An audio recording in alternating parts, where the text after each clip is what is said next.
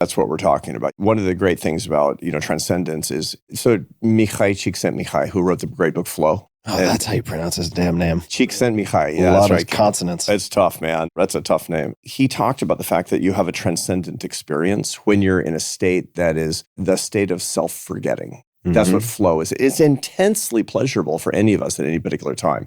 And so we established the first way is, worship or meditation. The second is service to others. But the third is really total absorption. It's total absorption, the kind of thing that you do, which, by the way, is one of the reasons not to wear headphones when you're working out. Yeah. One of the reasons to be fully there when you're working out, to establish a mind-muscle connection when you're working out. It might sound trite, but it really is, because you should be able to attain something of a flow state when you're working out. Otherwise, it's an hour of misery that you're going to want to distract yourself from. So what? So you've got like better calves.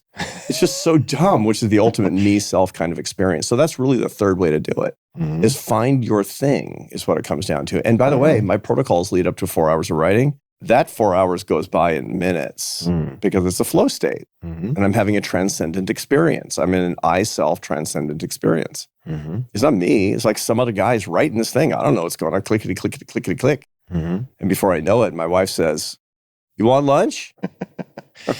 Nature seems like another option. Yeah. It's so simple. Just like walk barefoot outside for a few minutes. Look, if it's 2 feet of snow, it might be harder. But to the extent that you can, like try to get your feet on the ground. Beauty. What an interesting, bizarre thing in and of itself. I actually wanted to look semi-professional, as I try to on occasion.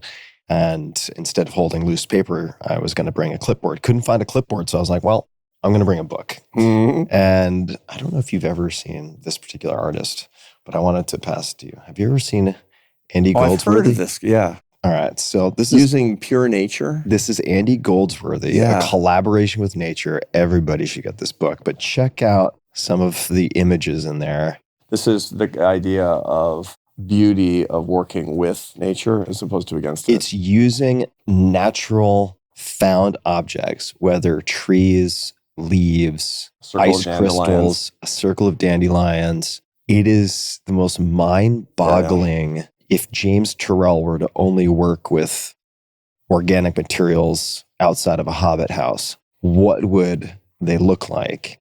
They're just absolutely entrancing would be the word I would use. And so this is the book I want to use as my clipboard. I like it. And this is, of course, Transcendent. This is the essence of using human ingenuity in a flight of fancy. This is pure harmony between who we are and what we're meant to be.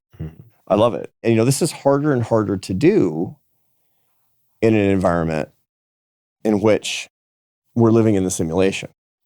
This is life out of the simulation, effectively. This is who I am, but outside of the matrix, which is why it's so striking and strange. Tell me more. So the transcendent experience is the one place that they don't happen is in a simulated experience of human life. Fundamentally, transcendent experiences require being fully alive. There's the great 4th century sage and Saint Irenaeus, who's one of these guys where, today it's like pretty costless to be religious like me.